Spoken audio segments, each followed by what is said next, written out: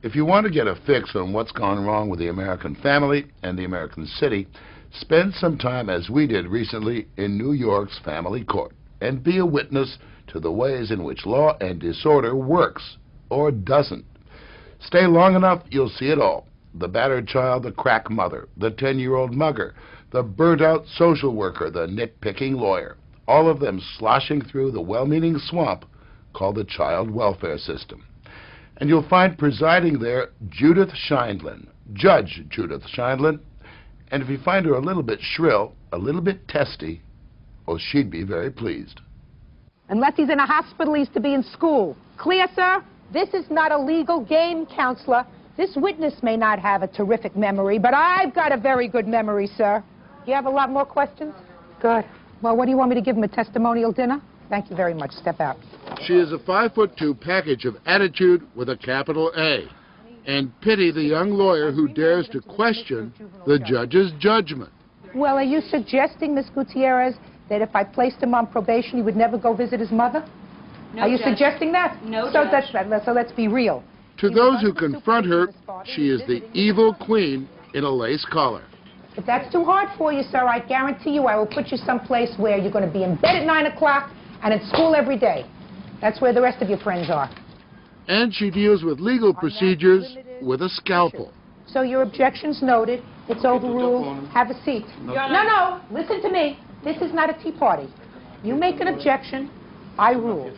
The players in this theater of misery are the judge, lawyers, caseworkers, addicted parents, and castaway children.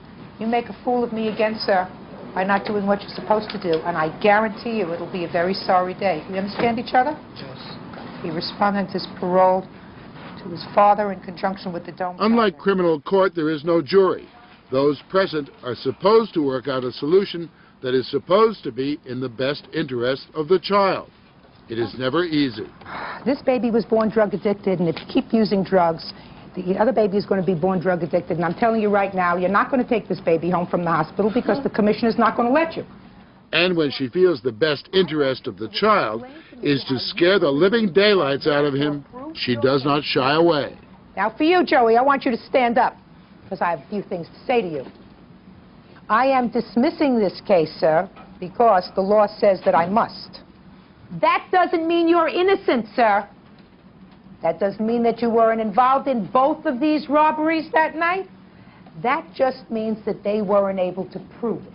We understand each other, sir? Yes. That little boy, 13-year-old boy, was sitting right here. And you were trying to scare the hell out of him. Correct. You think you did? I don't know, but I try. No, but do you think you really scared him? You think... I scared him not only by what I said to him verbally, but by the fact that when he was originally in the court, he was arraigned before another judge, and he was told to go to a particular program, an all-day school, and he didn't go. I said to him, we're not playing games here with you. This is the rule. You were told you were going to be paroled if you went to the alternatives to detention school. You didn't go to the school, you go to detention.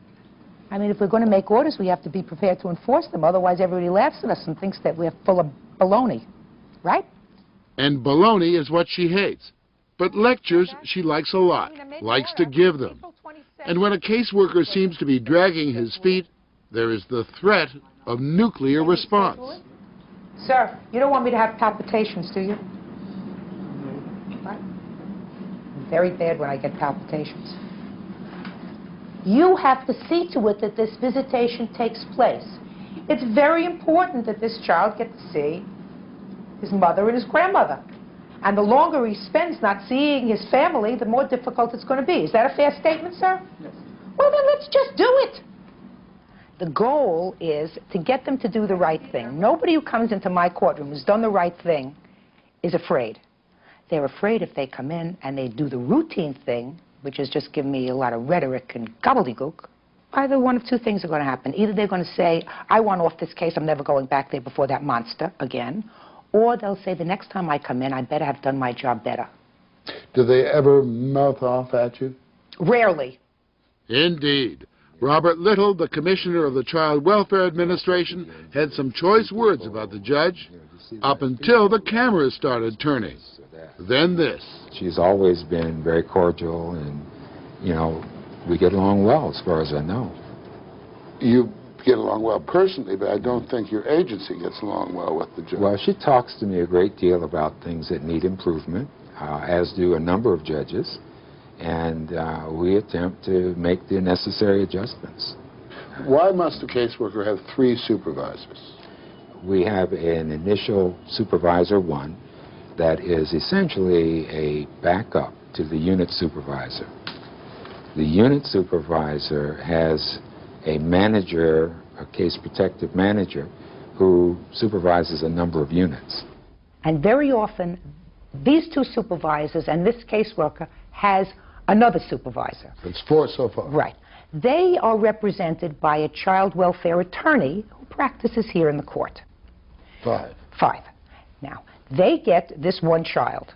Usually it's more than 1 in a family, but let's say they get this 1 child. And the city decides we are going to subcontract the care of that child to a private care agency, another business.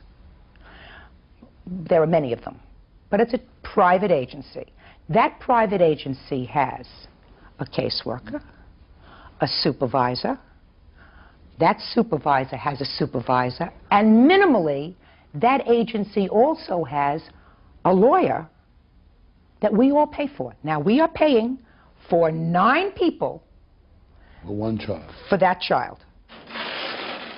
More than half the payments for family foster care in New York City go to kinship foster care, a program that enlists relatives, usually grandmothers, to look after abused or neglected children. While many people say it's an excellent way to keep families together, others, like Judge Sheindlin, say it's a way to rip off the city for big money. And she has a favorite example. Well, that was a foster mother who was a grandmother who had 6 children, 6 grandchildren with her, and the children were ultimately removed from her because they found the children living in abysmal conditions. This lady had been receiving $3,000 a month from the city This is the grandmother. the city to take care of the grandchildren. And when I asked her, what were you doing with the money? Her response to me was, I bought a house in Puerto Rico. The judge says the system of paying a grandmother to be a foster parent, in theory, removing a child from a destructive mother, is an invitation for the whole family to cheat. That money is tax-free. Nobody monitors what's done with that money. Nobody monitors how it's spent. I've had cases where both parents work for the Child Welfare Administration and their children are in kinship foster care. It was used like a babysitting service. The judge's repetition of these horror stories has opened her up to accusations that she's insensitive to the needs of the people she serves, not least to the problems of caseworkers. The city would not allow its caseworkers to talk to us, so we asked Commissioner Little. Part of Judge Sheindlin's problem with this agency is a caseworker comes in, often with as many as 3 or 4, an entourage of 3 or 4 people, of supervisors and a lawyer, and nobody in that entourage is familiar with the case. Well, I've always been open to the judge's constructive improvement suggestions and would continue to be so. But when they do come in like that, she beats up on them. I don't have any personal observations of that type of thing, but I do get a number of reports that suggest that they're not held in high esteem.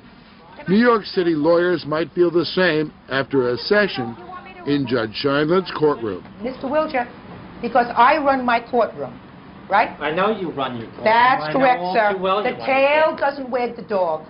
So all I'm asking you is, you want me to order new reports or whether we will use the old reports? Well, I just want to state my position, Your Honor. That's denied. My That's position is denied. that I believe That is, my Mr. Wilger, client, Mr. when many Wilger, things were going into with my client. you that want new were reports? inappropriate, You want new reports, I sir? believe that those are on this Oh, report. God these almighty. reports, and I just, Just tell me what you want, old reports or new reports, and I'll give you whatever you want. well, I believe that new reports should be ordered. I Good. believe that Order reports should be new reports. Ordered, because Order I believe that there are many new- statements that were... Good. To Sheindlin, justice must not only be done and seen to be done, it must be seen to be done fast. Could you please move on, Miss Allen? I have about 20 other cases to do today, Counselor. Objections? Forget it. Your Honor, I would object. I believe this is beyond the scope direct, and I would Just a ask that second. Ms. Allen adopt this witness as her own if she's going to ask these types of questions. Okay, let me tell you this, so that you don't make that objection again. Since you have an objection on the two grounds that I made, sit down and don't interrupt this proceeding again. Sit down. I was stating that... Sit down. You have a standing objection. And if you want to state any other bases for your objection, I will direct that the reporter be here at 5 o'clock, because I have 30 other cases to do, and you can come in and put any ground that you want on the record. Yes, Your Honor. Good. Miss Levy had only one more thing to say. Just read her lips. If you missed it, it rhymes with which. I worry that occasionally, because I'm outspoken, that somebody's going to say, well, this lady's not going to be reappointed. We're not going to give her another opportunity to beat our brains out. You know, we'll find somebody else who won't beat our brains out. I mean, come on, we understand what's happening here. This hand doesn't know what this hand is doing. And now we want... Judge, now, all we're saying, all I want you to say, Mr. Hill, is that I'll take care of it this week. You can put families back together again. You can find the right place for a kid who's in trouble. You can make a difference in the life of a family. And if you see a situation like that, and if you're not willing to commit yourself to breaking a sweat, then you don't belong in this business. Go to work in surrogate's court. Everybody's dead over there. So much for her judicial colleagues. For 20 years, Judge Sheindlin has worked family court, first in the Bronx, now in Manhattan. She's the fastest judge in the system, nearly 300 cases a month, a judicial treadmill. She uses a real one in the gym where the machinery never talks back. Did you terrorize your own kids the way you terrorize other people's kids in court? They ignore me. They knew at a very early age how to impose young Jewish guilt on their working mother. So although I tried to be intimidating, I don't think I was very successful. She's had 2 husbands and raised 5 children, 3 of them following her into the law. Adam, a prosecutor on Long Island, said his mother maintained a unique code of justice at home.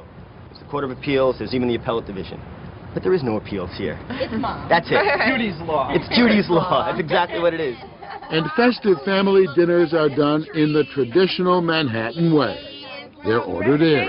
You writing on the recipe? 212, dial. Food. There are legions of caseworkers and lawyers who will go into shock at these scenes. The evil queen in the role of fairy grandmother. Give me a kiss.